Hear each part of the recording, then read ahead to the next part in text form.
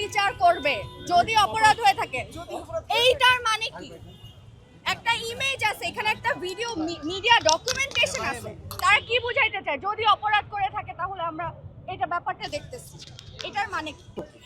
আমি এটা নিয়ে কথা বলতে চাই না এইভাবে বলেন না কিছু। 5 আগস্টের পরের পুলিশ আর এখনকার পুলিশের মধ্যে কি পার্থক্য? সেম।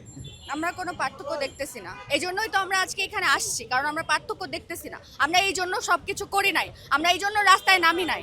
সরি, আমাকে এত সাংবাদিককে পিটানো হয়েছে। হ্যাঁ, আপনারা কি মনে করেন আমরা শুধুমাত্র নাইমের জন্য নামছি? আমরা শুধুমাত্র নাইমের জন্য নামি না। নাইম আমার ক্লাসমেট, এটা একটা ব্যাপার আছে, কিন্তু আমরা শুধুমাত্র নাইমের সাথে ওর জন্য আমরা নামি নাই। আমাদের ক্যাম্পাসের প্রত্যেকটা মানুষ, তাদের কোনো না কোনো একটা অভিজ্ঞতা আছে পুলিশের দ্বারা হ্যারাসড হওয়ার।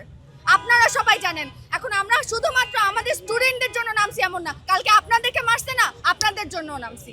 ওই যে ওই ছেলেটাকে থাপ্পড় মারছে না, ওরা শুধুমাত্র ক্যামেরার সামনে আসছে দেখা এগুলো দেখা হচ্ছে। প্রত্যেক দিন প্রতিনিয়ত এই এলাকায় পুলিশ হ্যারাস করে।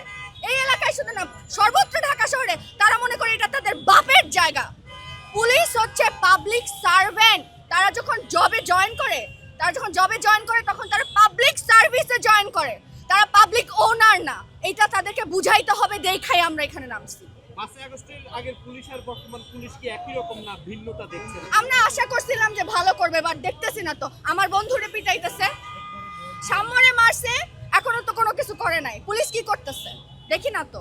এই তো আমরা আশা করতেছি, এখনো করতেছি, এই জন্য এখানে আসছি। আমরা ছাইরা দিব না, এইটাই ঠিক হইতে হবে, ঠিক করতে হবে। আবারও কোনো একটা নির্দিষ্ট দলের হয়ে যাচ্ছে কিনা এটা নিয়ে এখন কথা বলতে চাচ্ছি না। কেবল তো আসলো, দেখি যদি নির্দিষ্ট দলের হয় তাহলে আমরাও তো আবার আমাদের নির্দিষ্ট তো আমাদের আইডিওলজি আছে, আমরা তো ছাইরা দিতেছি না। দেখছেনই তো, হিস্টোরির দিকে তাকান, স্টুডেন্টরা ছাইরা দেয় না।